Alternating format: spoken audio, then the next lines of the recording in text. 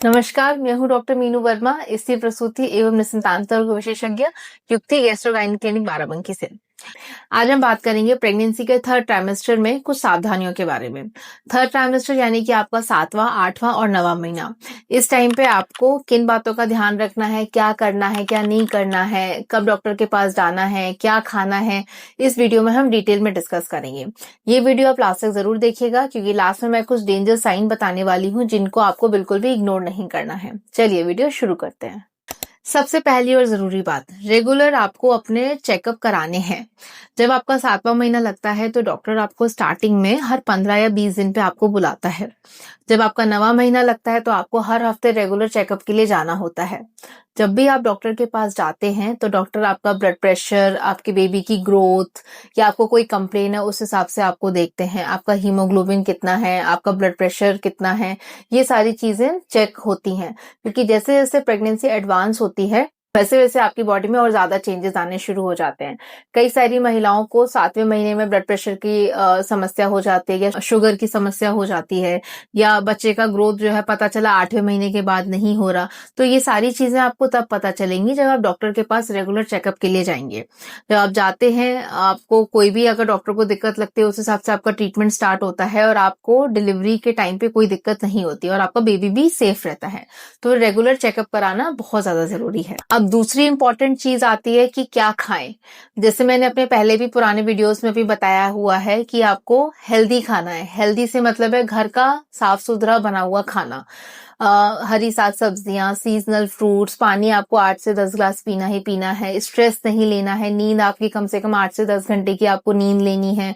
आपको मैदा का बना हुआ कुछ भी नहीं खाना है, तला हुआ नहीं खाना है, पैकेट वाला कोई भी आइटम हो गया, बिस्किट हो गया, नमकीन हो गया, ये सब आपको दूर रहना है इन सारी चीजों से। बहुत ज्यादा चाय या कॉफी का भी सेवन आपको नहीं करना है।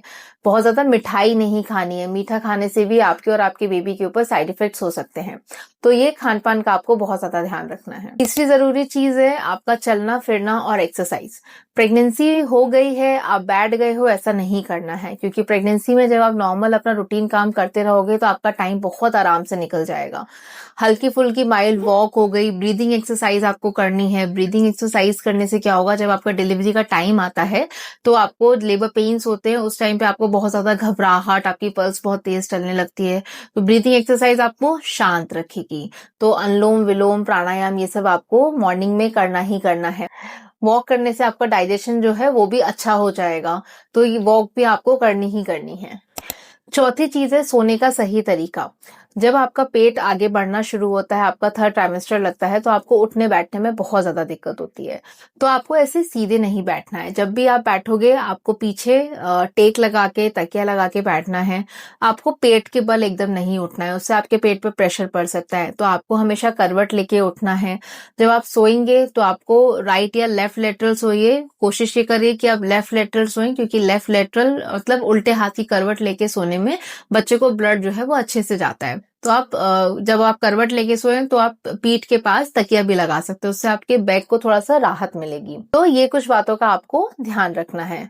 अब कुछ डेंजर साइन है जिन चीजों का आपको बहुत ज्यादा ध्यान रखना है, इनको बिल्कुल भी इग्नोर नहीं करना। सबसे पहला, अगर आपको लग रहा है कि आपको अचानक से पैर पे बहुत ज्यादा सूजन आ गई है या फेस पे बहुत ज्यादा सूजन आ गई है।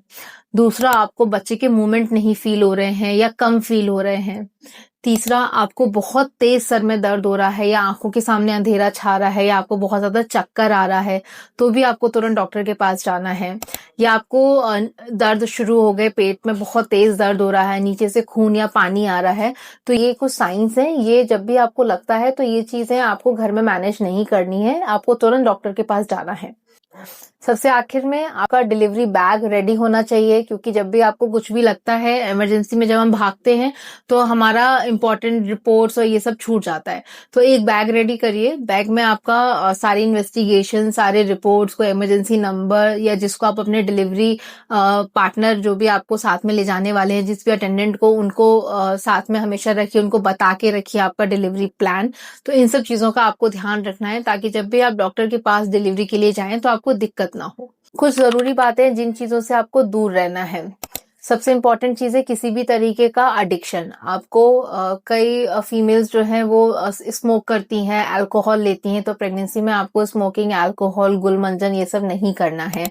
आपको बहुत ज़्यादा चाय, कॉफ़ी नहीं लेनी है, बहुत ज़्यादा स्ट्रेस नहीं लेना है और सबसे इम्पोर्टेंट चीज़ बिना डॉक्टर के पूछे आपको कोई भी मेडिसिन नहीं लेनी है, क्योंकि प्रेगनेंसी में बहुत सारी मेडिसिन्स होती हैं जो बच्चे को नुकसान पहुँचाती हैं। तो आपको किसी भी तरीके का कोई भी दिक्कत हो रही है तो आप पहले डॉक्टर से कंसल्ट कीजिए, उसके बाद ही आप कोई दवाई लीजिए। तो लास्ट ट्राइमेस्टर में ये कुछ सावधानियां हैं, इन बातों का आपको ध्यान रखना है। अगर आप प्रॉपरली इन चीजों का अगर आप ध्यान रखेंगे, मैंने जो बताया उन चीजों को फॉलो करेंगे, तो आपकी डिलीवरी बहुत आराम से हो जाएगी और आप और बेबी दोनों सेफ रहेंगे।